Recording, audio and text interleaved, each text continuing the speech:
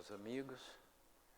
Boa noite. É sempre muito agradável retornar a essa abençoada casa espírita, onde nós somos sempre recebidos com muita fraternidade, muito bem acolhidos.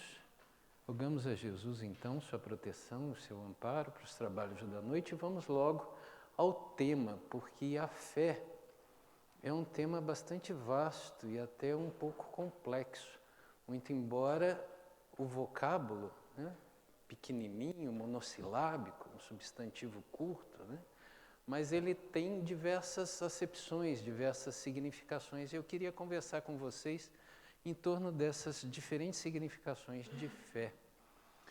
E a fé começa com um problema de definição, porque diz um pensador, um filósofo espiritualista, Humberto Holden, no seu livro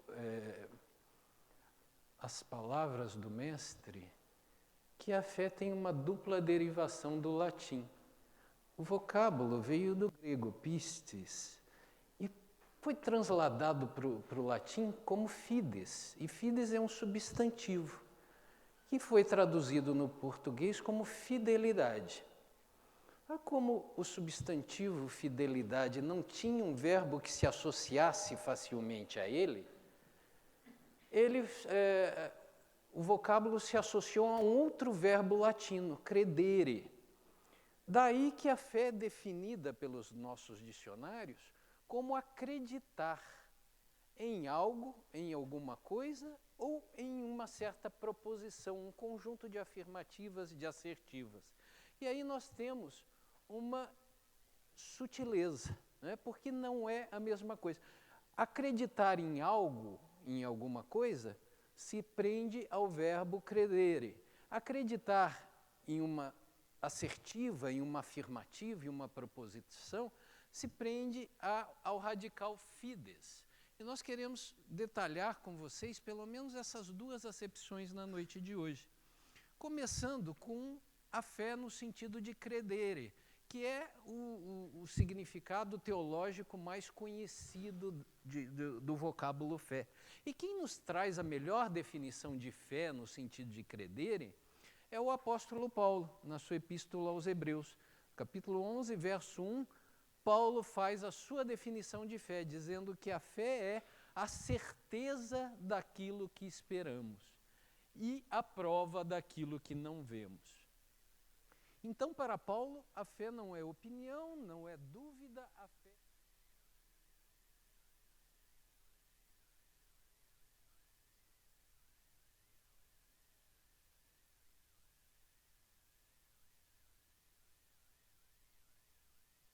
Como certeza, Paulo nos cria um outro problema.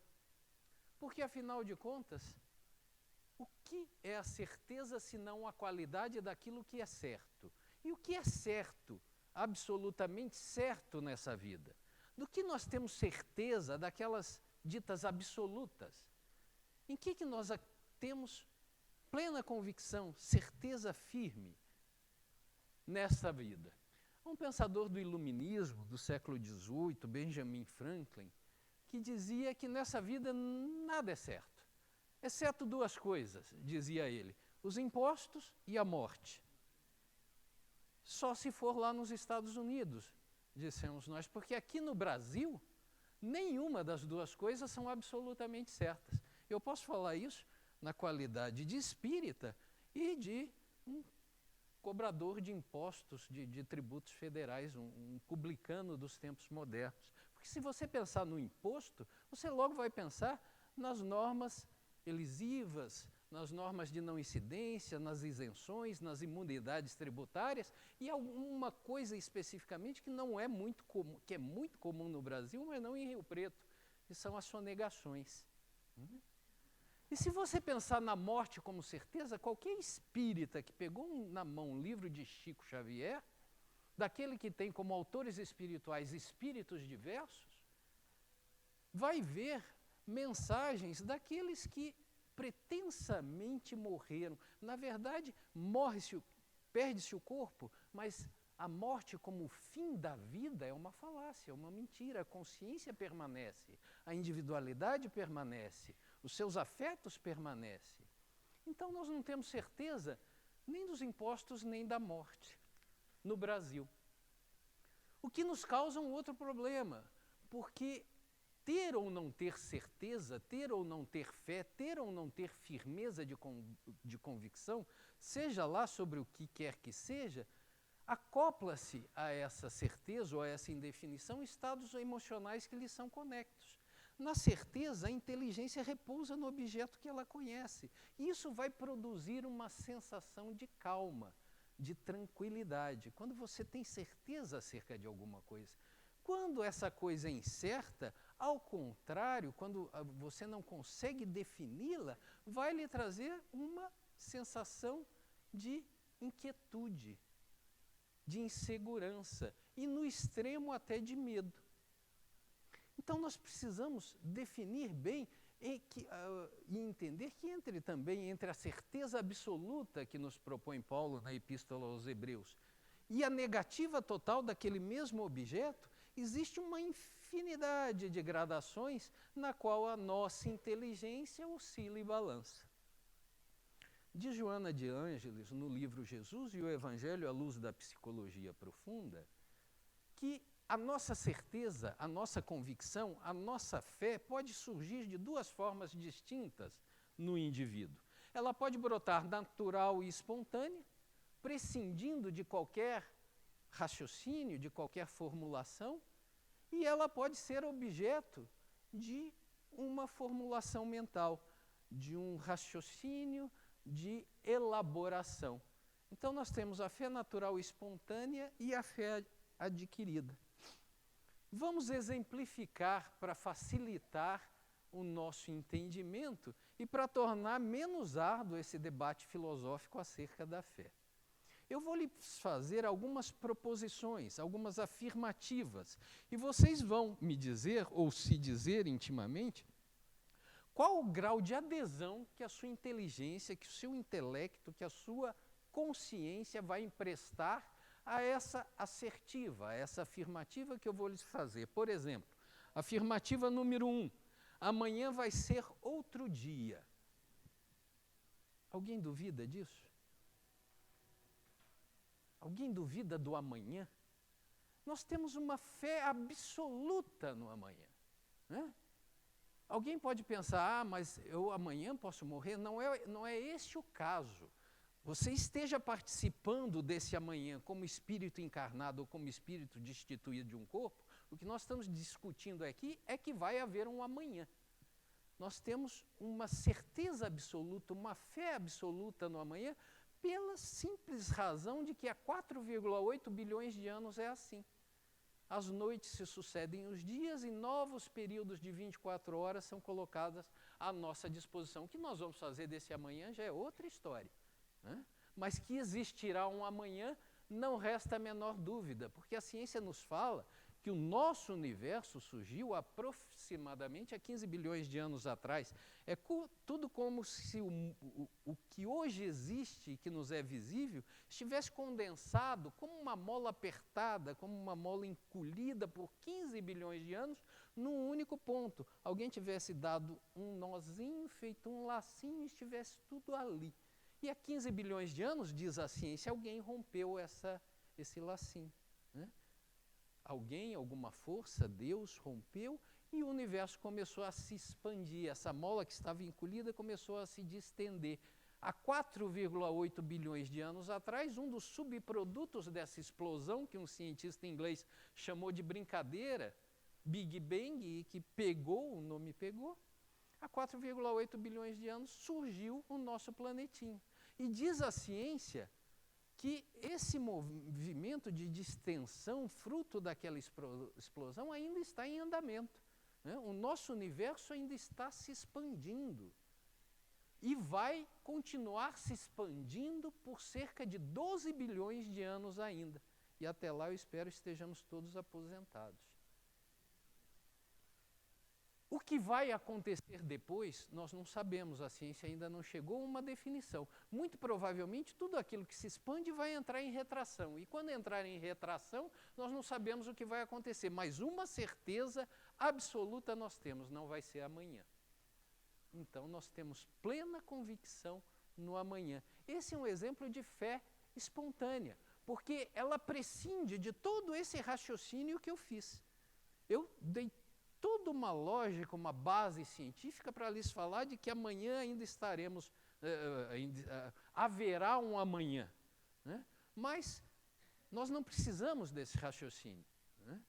Nós aderimos, a nossa consciência adere espontaneamente à ideia do amanhã. Agora imagine que nesse amanhã, que vai ser outro dia, você tenha que fazer uma viagem para São Paulo. Imagine que você tenha escolhido fazer essa viagem por via aérea e você vai pegar amanhã aquele voo das 5h50, daqui para Congonhas. Imagine mais, imagine que essa noite comece a chover e que chova a noite toda e que amanheça um dia chuvoso.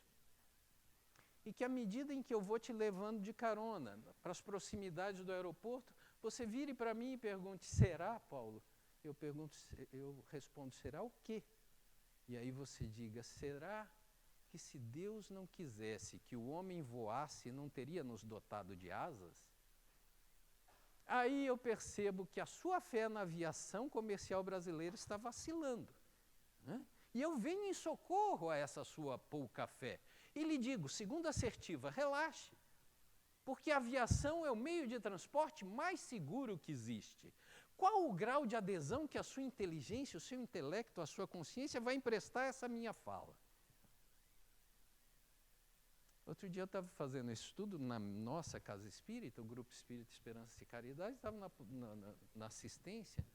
Um rapaz que falou, Paulo, você está errado, não é o mais seguro, não, é o segundo meio de transporte mais seguro. O primeiro, qual que é? O primeiro é o elevador, disse ele.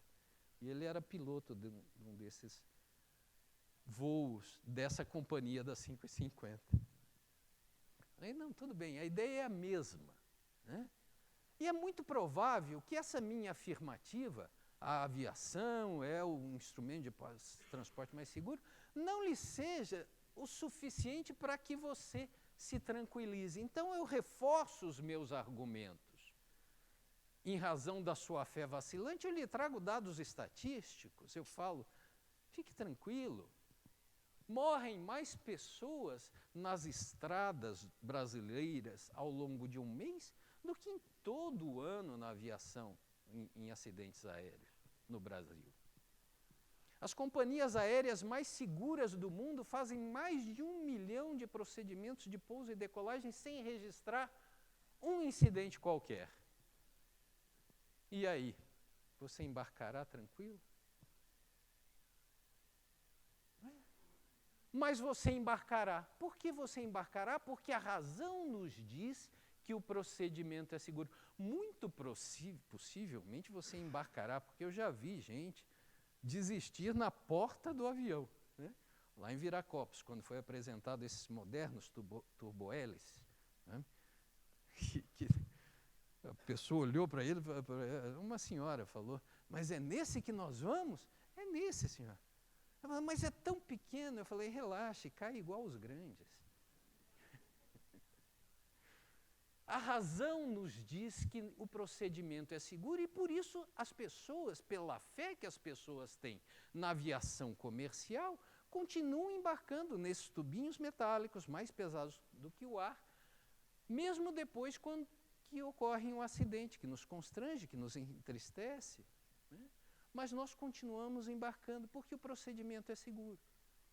Com um grau de convicção mais ou menos relevante, mas que não impeditivo da realização do ato. Pode ser que essa fé, que não é espontânea, espontâneo é o medo em relação àquele aparelho, espontânea é quando a comissária de bordo comece a fazer aquelas orientações procedimentais e fale que o seu banco tem uma boia e ele vai flutuar se você cair numa piscina, ou que do seu lado direito tem uma saída eu fico pensando, minha filha, para quê? Seria mais honesto você falar, se o avião cair, nos encontramos do lado de lá, certo? Né?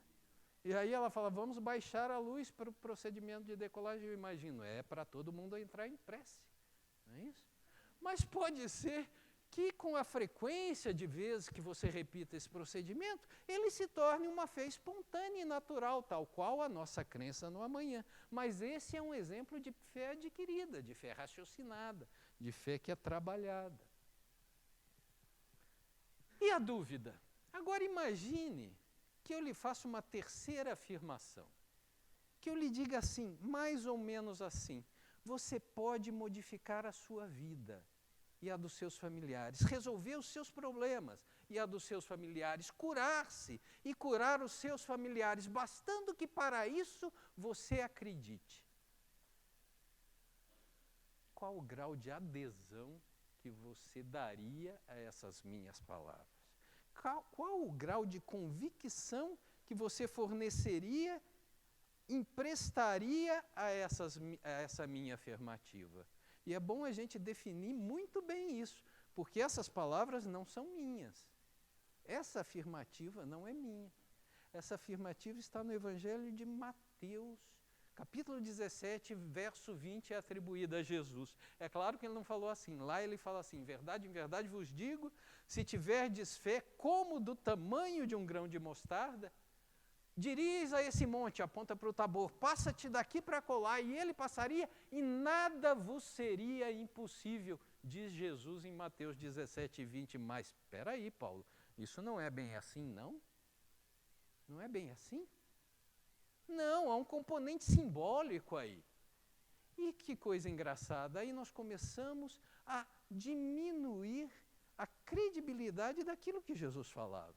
E nós começamos a racionalizar em cima, operando no sentido inverso das palavras do Cristo. Né?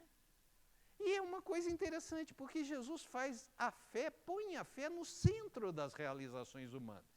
E essa passagem especificamente, que está lá no capítulo 17 de Mateus, ela é bastante interessante e significativa para um estudo da fé, porque tem uma outra passagem idêntica, uma outra descrição desse mesmo episódio no capítulo 9 do Evangelho de Marcos. Mateus, Marcos e Lucas são os três evangelistas chamados sinóticos. E eles são chamados sinóticos porque eles devem ser lidos em conjunto, porque partiram os seus textos de uma fonte comum. O espírita que já leu Paulo e Estevão, o extraordinário livro Paulo e Estevão, do Chico, autoria espiritual do Emmanuel, vai saber que essa fonte comum foram as anotações de Levi, feitas ali à medida em que os fatos iam se ocorrendo. Mas que o Evangelho de Marcos, João Marcos, além das anotações de Levi, se serviu também das conversas, das memórias do seu tio, Pedro. E o Evangelho de Lucas, além dessa fonte primária, serviu-se também das conversas com Maria, que lhe foi inspirada a ideia por Paulo. Isso tudo está lá no livro Paulo e Estevão. Esse episódio está descrito de duas formas sutilmente diferentes em Mateus e em Marcos, mas não são formas que se chocam, que se antagonizam, são formas que complementam a ideia da fé e como Jesus põe a fé no centro das relações humanas. O episódio, a passagem bíblica é conhecida, muito conhecida de todo mundo. Jesus está descendo do Tabor, depois da transfiguração, com Pedro e os irmãos Tiago e João, filhos de Zebedeu, e à medida em que ele desce do monte, a multidão de aflitos, de necessitados que o esperava lá embaixo, um pai se destaca da multidão e apresenta a Jesus a sua demanda e a sua queixa. Ei, Senhor, que eu trouxe o meu filho, que é lunático, e os seus discípulos não o puderam curar. Jesus, então, e eu estou me servindo da narrativa de Mateus, do capítulo 17, Jesus, então, manda chamar o menino, imediatamente o cura, e aí os discípulos, os 9, que haviam tentado e não conseguido curá-lo, perguntam para Jesus, Senhor, por que nós não conseguimos curá-lo? E Jesus responde, Mateus 17, 20, por causa de vossa pouca fé, porque se tivesses fé do tamanho de um grão de mostarda, diria para o Tabor, passa daqui para colar, e ele iria passar e nada vos seria impossível. Então Jesus apresenta aqui a fé como causa ativa daquele que está querendo fazer alguma coisa, produzir um resultado. Na verdade, Jesus está dizendo que a falta de fé daqueles que operavam a situação foi a responsável pelo fracasso do empreendimento. A fé está no centro daqueles que tentavam produzir um resultado. E aí eu lhes digo, vá fazer alguma coisa sem acreditar naquilo que você está fazendo.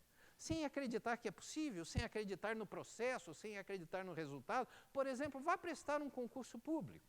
Mas lá no íntimo você imagina, concursos públicos são cartas marcadas, as pessoas são indicadas, ou então as pessoas compram o gabarito. Então, meu irmão, nem vá fazer a prova, nem se inscreva, porque a possibilidade de você não conseguir a vaga almejada é muito grande. Vá numa entrevista de emprego se achando incapacitado para a função. Muito provavelmente você não vai conseguir a vaga.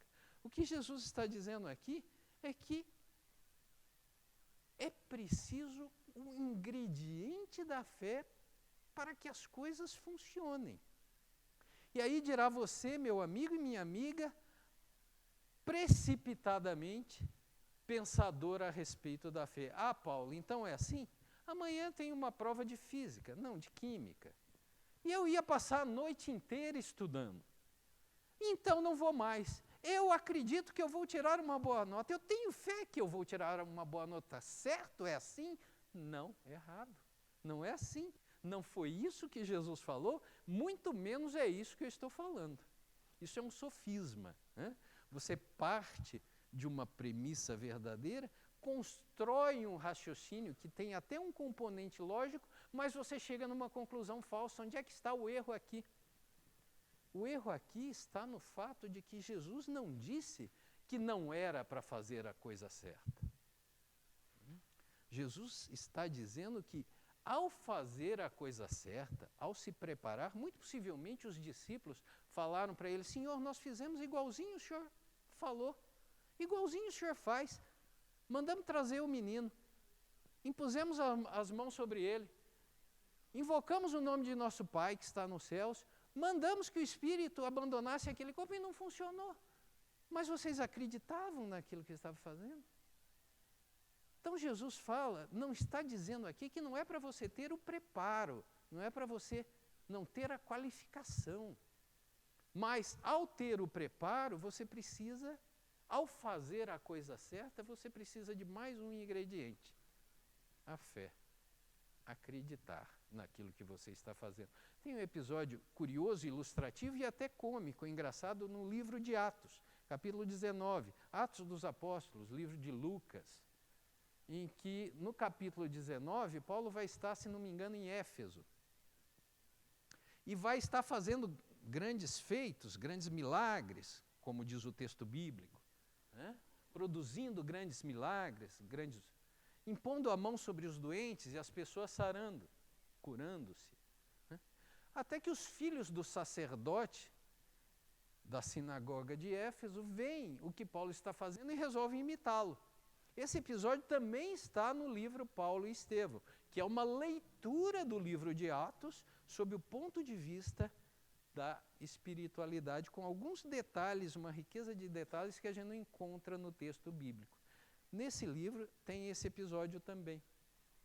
Os 7 filhos de Seva, o sumo sacerdote em Éfeso, veem o que Paulo está fazendo e resolvem fazer igual.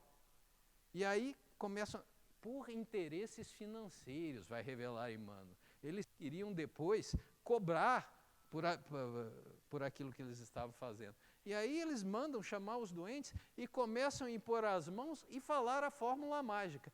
Em nome desse Jesus a quem Paulo prega, eu determino que você saia desse corpo, que você abandone esse irmão.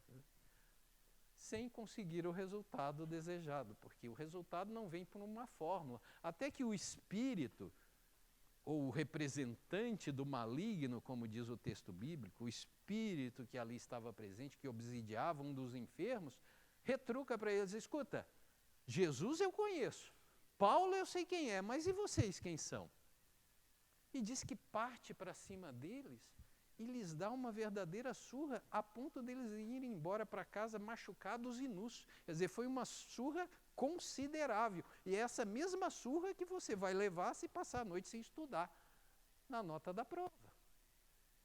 Porque o que o Espírito falou naquela ocasião é: quais são as suas credenciais? Jesus eu conheço, Paulo eu sei quem é, mas vocês estão aí determinando isso, quem são? Então é preciso, sim, ter o preparo, fazer a coisa certa, estudar, esforçar-se, mas a isso tudo é preciso que a gente acrescente mais um ingrediente, porque tem muita gente que faz a coisa certa e não vê o resultado, porque não acredita. A fé precisa juntar-se à fé. Mas eu não disse que havia uma outra leitura do mesmo episódio através do evangelista Marcos? Existe. Marcos vai descrever a mesma cena. Jesus desce do Tabor, o pai vem, apresenta a sua queixa, fala do seu filho, Jesus manda chamar o garoto, só que, em particular em Marcos, no capítulo 9, Jesus entabula uma conversa com o pai. Essa conversa não está nas anotações de Mateus. E aí Jesus pergunta para o pai, pesaroso, sentido: escuta, há quanto tempo isso ocorre com o menino? E o pai fala: Senhor, desde que é pequeno, o espírito toma, ora o joga na água, ora o joga no fogo. Mas, se tu podes fazer alguma coisa, diz o pai, tem misericórdia de nós. Ao que Jesus retruca: tu acreditas que eu possa fazê-lo? E aí, Marcos 9, 23. Porque tudo é possível àquele que crê. Ao que o pai do garoto vai dar uma resposta que é típica da humanidade, é típica da nossa condição humana, uma resposta com a qual eu muito me identifico. Ele fala: Senhor, eu acredito, mas ajuda-me na minha incredulidade. E a nossa fé é assim, né? Ela oscila. Nós temos uma fé firme, forte, rígida, enquanto não temos os problemas. Quando os problemas chegam, a nossa fé, né, aquela segurança, a gente começa a vacilar. Então a resposta do pai é muito bonita. Mas o que há de diferente aqui? Se enquanto em Mateus, Jesus apresenta a fé como a razão, a causativa daquele que estava querendo produzir alguma coisa, aqui Jesus, pela narrativa de Marcos, aqui Jesus apresenta a fé como uma causa necessária daquele que está buscando o resultado. Dá para perceber a sutileza? É diferente? É ligeiramente diferente? São duas facetas do mesmo fenômeno, o fenômeno da fé. A fé é importante para quem quer fazer e a fé é essencial para aquele que quer receber. Porque pergunta Jesus: você acredita que eu posso?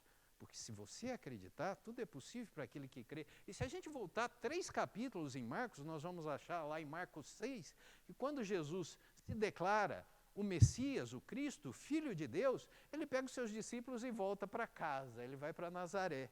E lá em Nazaré ele se apresenta na sinagoga e fala, prega, né? E se revela o Filho de Deus. Só que lá ele não foi muito bem recebido, não. As pessoas, diz o texto bíblico, se escandalizavam dele. Olhavam para ele falando: quem é esse que está falando que é filho de Deus? Não é ele o carpinteiro, filho de José? Não estão aí entre nós sua mãe e seus irmãos? E diz o evangelista: e ali ele não conseguiu produzir grandes feitos. E completa Mateus: por causa da incredulidade deles. Então nem Jesus conseguia produzir um resultado se o seu interlocutor não tivesse fé, não acreditasse que fosse possível. Duas faces de um mesmo fenômeno, colocando a fé no centro das realizações humanas. A fé é importante para aquele que se propõe a fazer alguma coisa. E aqui eu quero me dirigir para você, companheiro de trabalho espírita, sobretudo você, médium passista, que vai, daqui a pouco, nos brindar se dirigir àquela sala de passes, impor as suas mãos sobre as nossas cabeças, é imprescindível que a prática você acrescente as suas credenciais, o seu preparo, né? Se você está disposto a trabalhar nessa área, que você procure se preparar para ela, se você vai doar energias radiantes, que você não guarde mágoas, não guarde rancores, que você procure ter uma alimentação adequada, né? Mas, sobretudo, que você não faça disso um fenômeno mecânico.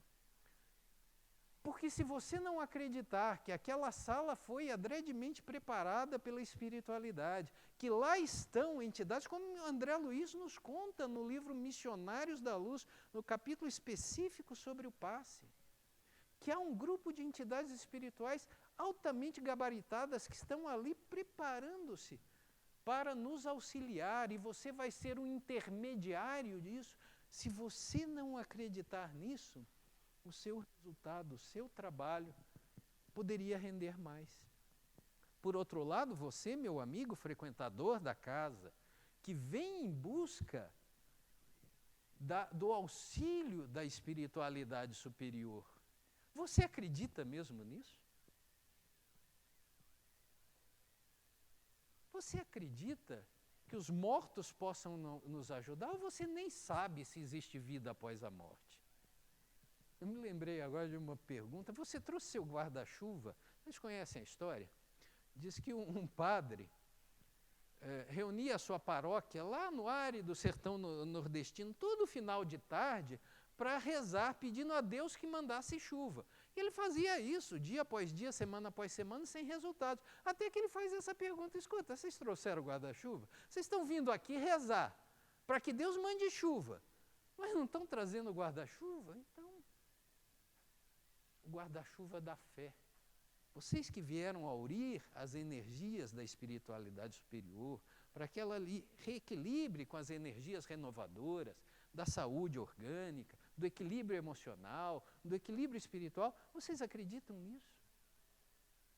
É importantíssimo crer. E nós temos um exemplo, um texto, uma situação dentro do Evangelho que vai exemplificar esse duplo contexto da fé ativa, né? Esse termo, fé ativa e fé passiva, é um pouco da área tributária, né? Um termo que eu gosto. A fé daquele que vai buscar, que vai produzir o resultado, e daquele que vai buscar o resultado. Esse exemplo numa única pessoa, que está lá em Lucas 8. O caso daquela jovem que sofria de uma hemorragia constante por 12 anos seguidos. Também um caso muito conhecido. A jovem hemorragia, no texto de Lucas, mas também está em Mateus. Vai até Jesus, né, toca-lhe a túnica e se vê curada. Esse é o texto, basicamente o texto bíblico. Mas eu gosto de pensar na situação dessa moça antes dela ir ter com Jesus. Antes.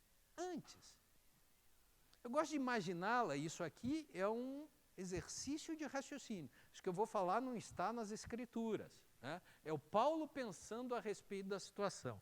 Eu gosto de imaginá-la recebendo a notícia de que naquela tarde ia passar pela sua cidade um tal de Jesus de Nazaré, que havia se declarado o Messias. E quem sabe, diz a vizinha que lhe levou a notícia, quem sabe não seria essa uma oportunidade para que ela resolvesse o seu problema da sua hemorragia. Eu fico pensando qual teria sido a minha e a sua reação depois de 12 anos de tentativas fracassadas consecutivas. Porque Lucas vai dizer que ela gastou todos os seus recursos com médicos e remédios sem encontrar a solução do seu problema. Muito provavelmente, se alguém me falasse isso, que ia passar um tal de Jesus de Nazaré pela minha cidade, eu falava: e daí? O que ele vai poder fazer por mim, que os melhores médicos já não fizeram? E naquela época a gente não tinha essas ferramentas de pesquisa, Google, né? Põe lá, Jesus de Nazaré, curou tal, não tinha, né? E aí eu fui pesquisar, curioso que eu sou, Na ordem cronológica das curas, dos chamados milagres narrados pelos 4 evangelistas, e ponham sempre entre aspas, quando eu falo milagres, na concepção espírita, da Gênese. Eu fui pesquisar qual teria sido este. E este é apenas o 12º de 36 milagres diferentes que estão narrados no texto evangélico. Então, a gente pode formular um pensamento assim, 12 é 1/3 de 36. A vida pública de Jesus durou 3 anos. Nós estaríamos aí situados, mais ou menos, no final do seu primeiro ano de vida pública. Ou seja, ele nem era tão famoso assim, essa é a ideia.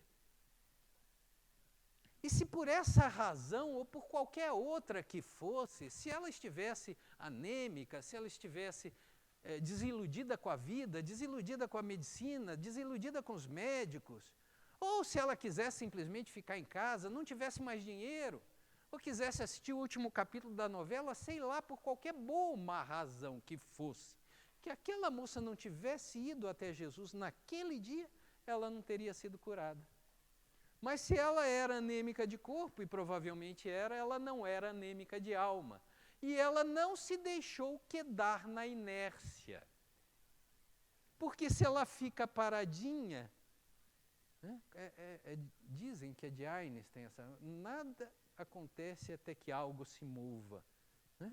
Lembram da lei da inércia? Deixa eu ver aqui. As pessoas ainda estão...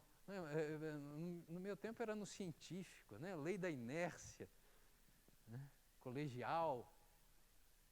Primeira lei de Newton, a lei do movimento. Né?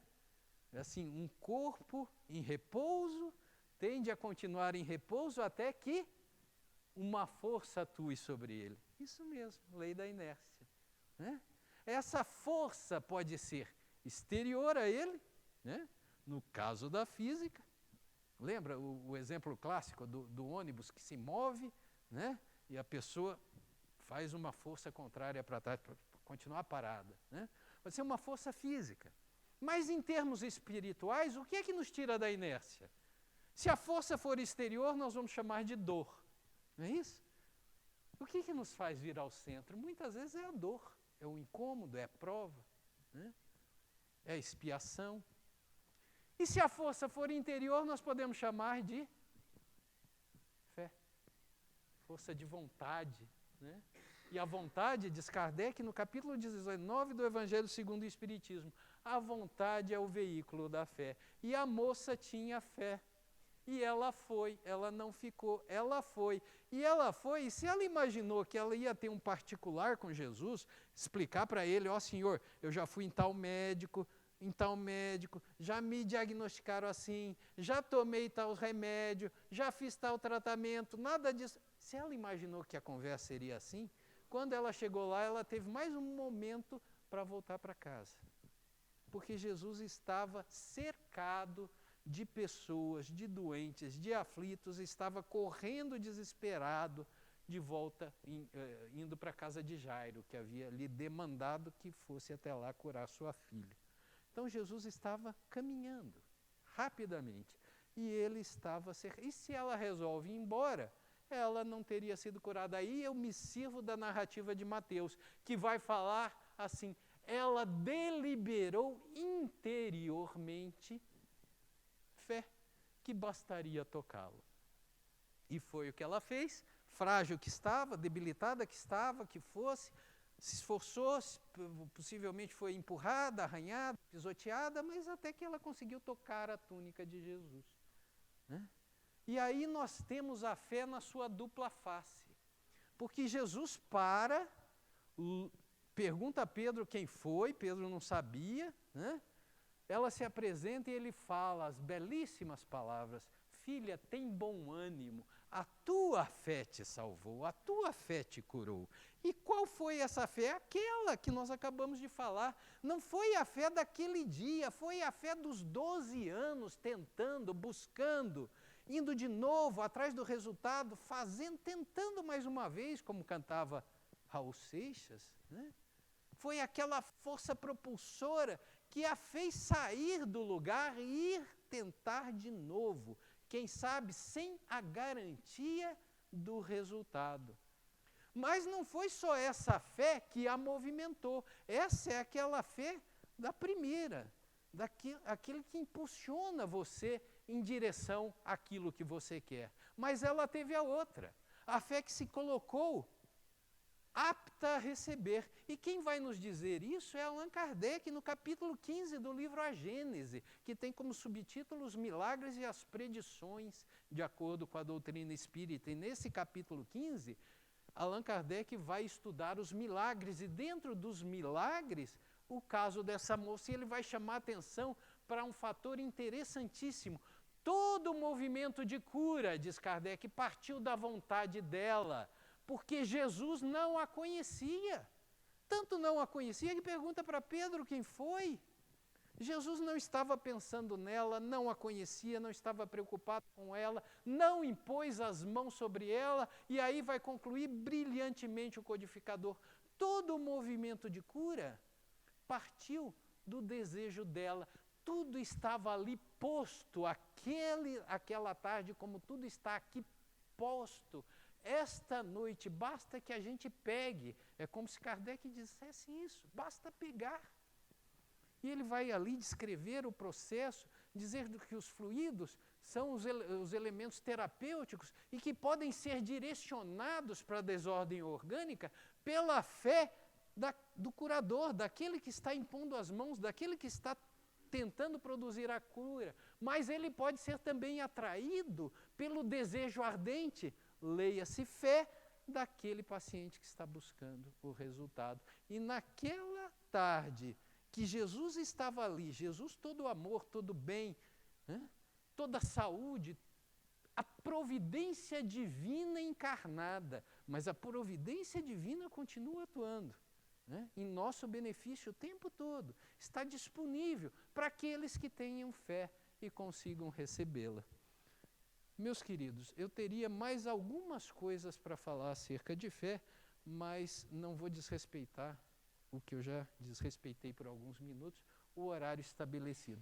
Numa outra oportunidade, nós vamos falar do outro significado de fé, que é a fé no sentido de fides, de fidelidade. Mas que essa primeira parte já seja o suficiente para nos avivar a fé, para que a gente possa meditar um pouco nas palavras do pai do garoto. Senhor, nós cremos, mas é na hora que nós mais precisamos, que nós precisamos ter essa fé renovada, reforçada, e que Jesus nos renove nesta fé, nos amplie essa fé, que nós possamos enfrentar as nossas lutas com coragem, com esforço, acreditando que Deus está no comando de tudo. E que Jesus nos abençoe.